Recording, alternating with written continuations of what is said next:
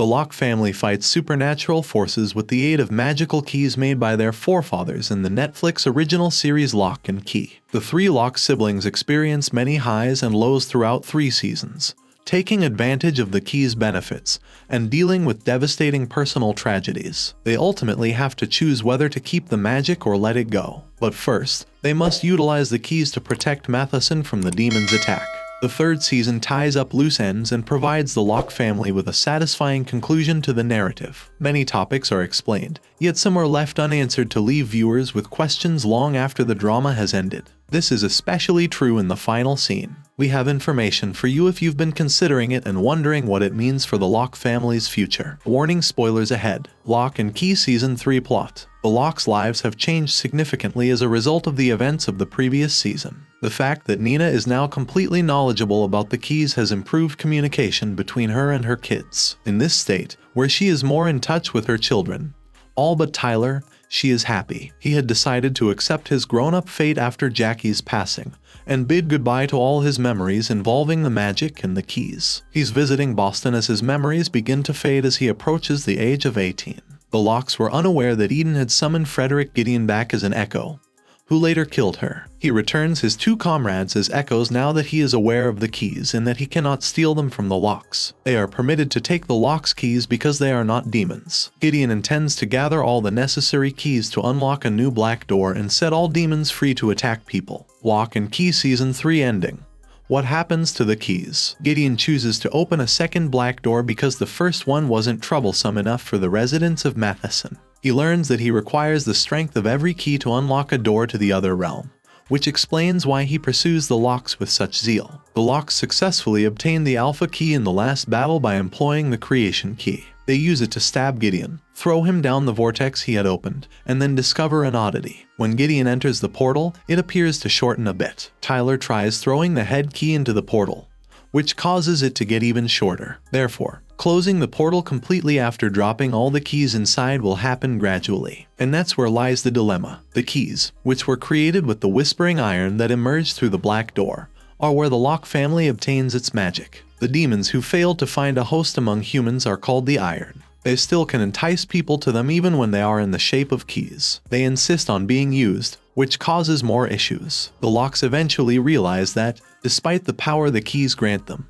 those problems are 10 times worse. Many innocent people have lost their lives in Matheson during the time they tampered with the keys. They need to get rid of the keys permanently because if they keep them, no matter what they do, the same things will keep happening. The numerous catastrophes that the grown-ups have experienced as a result of them make it simpler for them to accept this fact. Tyler's girlfriend left him, Nina lost her marriage, and Kinsey almost died when it was revealed that her lover was Dodge. The emotional strain that the keys have caused them is too much for them to continue acting in the same way repeatedly. They are aware that adding another door to the gateway will not be sufficient to close it. If keys are present, doors can be opened. Bode must eventually come to terms with that as well. The Lockes use 2 of the keys for the last time as a farewell to them to find comfort in Rendell's passing. They visited him in the past using the timeshift key, which Bode had been itching to do ever since he learned about it. They talked to Rendell for a while, sharing details of their lives and their choice to throw away the keys. He won't recall it, but they will,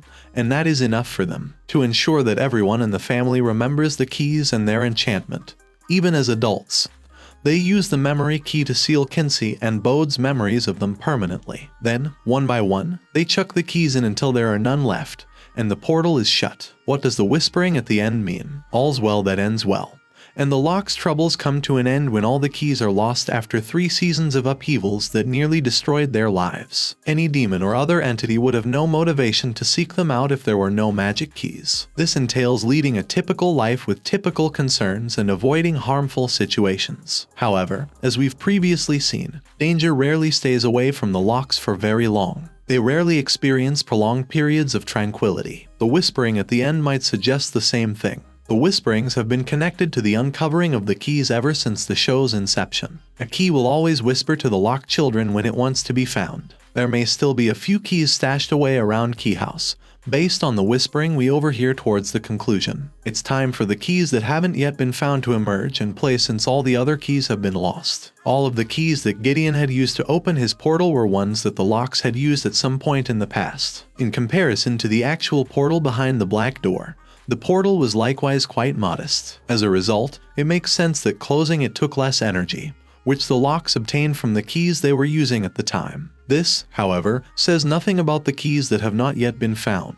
Even Duncan, Ellie, and Aaron, who had been aware of the keys for more than 30 years, were unsure of the precise number of keys. Therefore, there is a strong likelihood that there are more out there. It implies that there might still be additional keys buried around the home, despite all of the ones the Locke siblings find throughout the 3 seasons. This is also consistent with the comics, as the program omitted certain keys that were mentioned in the original material. Does this imply that the Locks will continue to wreak havoc in Matheson with their keys? Most likely not. Since the 3rd season of the show is about to conclude, it is unlikely that Locks will encounter any more issues involving magic keys. The fact that all of their experiences have made them wiser can also account for this. They are aware that keys are never as reliable as they claim to be. Therefore, even if they discover new keys, they will probably not use them. Bode is the one who is most likely to succumb to the seduction of the keys. His insatiable curiosity was the cause of numerous murders in Matheson's area, considering that all the adults in the home are adamantly opposed to using them.